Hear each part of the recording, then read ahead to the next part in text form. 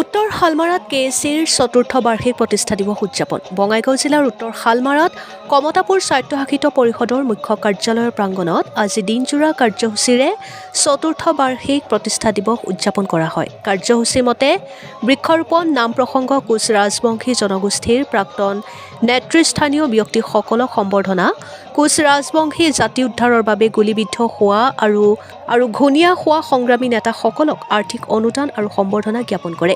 বিয়লি অনুষ্ঠিত হোৱা মুকলি সভাত KSCৰ অধ্যক্ষ হিতেশ্বৰ বৰ্মন, মুখ্য কাৰ্যবাহী পাৰিষদ আক্ৰাছুৰ সভাপতি সমূহ পাৰিষদ আৰু অন্যান্য দল সংগঠনৰ নেতৃস্থানীয় ব্যক্তিসকল উপস্থিত থাকে।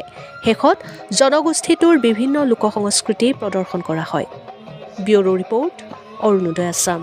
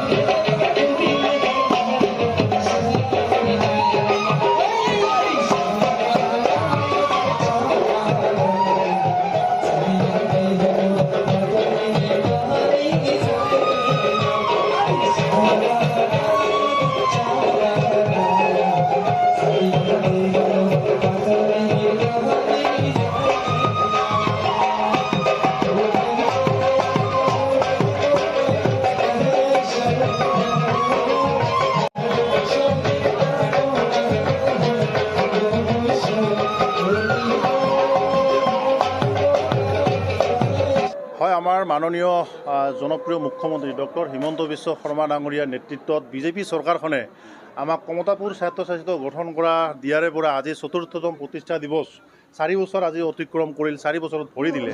গতিকে এই দিনটোত আমি সকলোকে লৈ এইবাৰ প্ৰতিষ্ঠা দিৱস ব্যতিক্ৰমভাৱে আমি পালন কৰিবলৈ লৈছোঁ।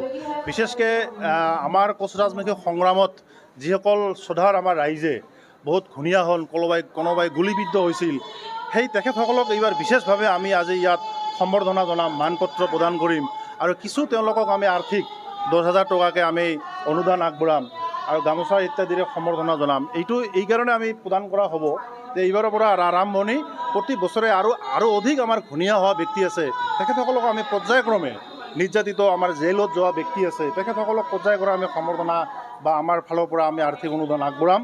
সমান্তৰালভাৱে মানে কোচ ৰাজবংশী জনগোষ্ঠীৰ যিসকল সংগঠন আছে, নেতৃবৰ্গ, আমাৰ প্ৰাক্তন যিসকল নেতৃবৰ্গ আছে, তেখেতসকলকো আমি ইয়াত আমন্ত্ৰণ কৰা হৈছে। তেখেতসকলৰ যিহেতুকে জনগোষ্ঠীটোৰ হৈ বহুত তেওঁলোকৰ অৱদান আছিল, গতিকে তেখেতসকলে যদি জাতিৰ প্ৰতি যিখিনি অৱদান আজি তেওঁলোকক সময় যি প্ৰদান কৰিছে, দিনে ৰাতি একাকাৰ কৰি যি জীৱন যৌৱন তেওঁলোকে বহুত অহৰহ প্ৰচেষ্টাৰ ফলত আজি এইখিনি পৰ্যায়লৈকে আহি গৈছে।